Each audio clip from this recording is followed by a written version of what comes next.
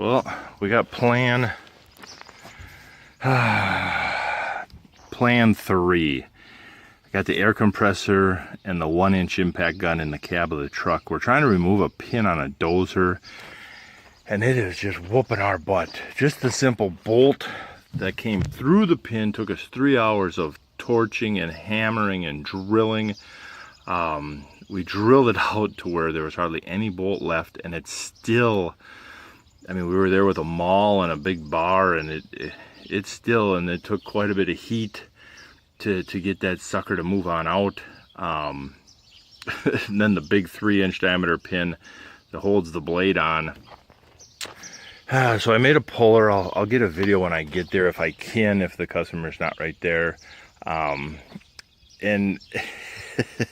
we were there for 5 hours yesterday and got that pin to move 1.5 inches. 1.5 inches in 5 hours.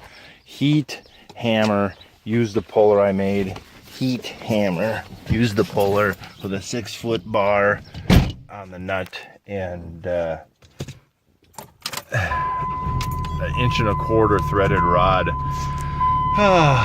So let's hope today, and it's gonna be hot. It's already 65 and muggy, and it's supposed to be, I think today's supposed to be well into the 80s. I know that sounds funny, but last year we only hit 90 a couple times. You know, to have 1 week in the summer of almost 100-degree weather with almost 100-degree humidity. Luckily I was tougher back then, because that's when I was carrying concrete and shoveling like a human badger. But now I'm kind of fat and out of shape, so high 80s. Wrestling a torch and iron seems hot. But well, let's motor on down to his place and see what we can see. So here's the pin I'm talking about. We took the torch and slit there's a big ball up in there, and we got that split to save us. So I made that pipe that's 1.25 inch threaded shaft and nut, and we welded the other nut to the bottom of the pin, and we're pulling and prying and hammering, and yeah, we barely got that sucker to move in 5 hours yesterday. And I think at the end of the day it just got too hot and started to rebind. Well, we made some headway. You can see what we got. We got the nut welded on the bottom onto that pin, but the threads gave out on the shaft, so now run for another shaft and pin. That sucker is just not moving. We got it out. As soon as this top come out of that top bushing, then the pin just, a 2-pound hammer, and we were able to just tap it right on out.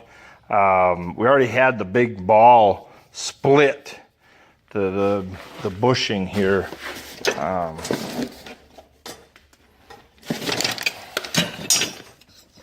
So we already had the old one split. The outer race was gone. That was the whole problem. The outer race was gone, so you just had this ball on there. So we just took the torch and had that split.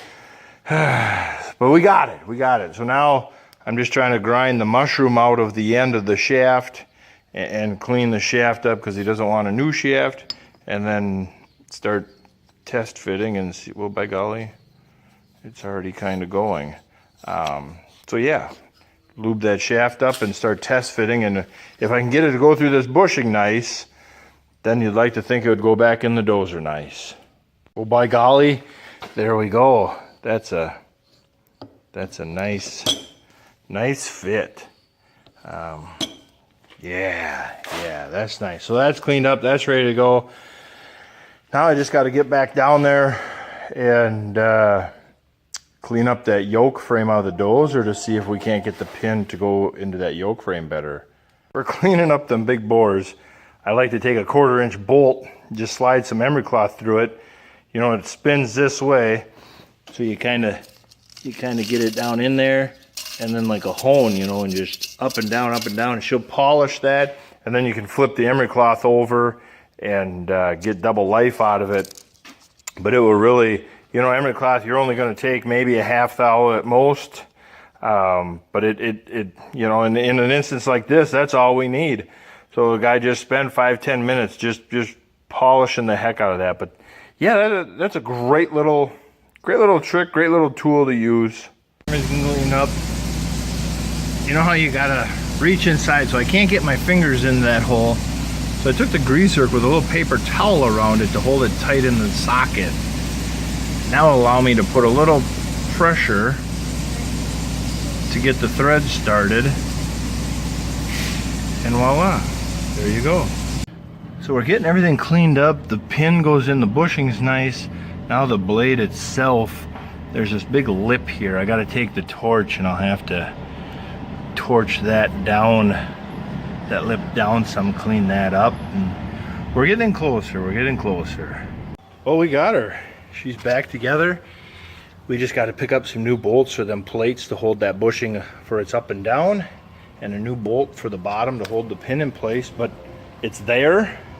5 bolts, another hour of dinking around. He'll take care of that himself, he said, then grease the bejeepers out of it, put the gasket on top, and he's back in action.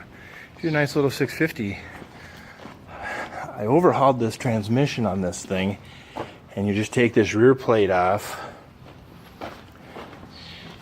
Then behind, you got your gears there for the bull gear setup. And the transmission then slides out on a rail. So your transmission's right here. Then you just grab it with the hoist, set it on top of the table, and you overhaul it. It's just a 4-speed transmission, super simple, super slick. If a huge dealer had a spare tranny on hand, 2 guys in 2 hours, a little over 2 hours, 3 hours, could have had the transmission swapped. It's a really 2 good guys with all the right tools and a big service truck. 2 hours, you'd have that tranny out, the reman in, and he'd be back going. Kind of a neat little dozer. But yeah,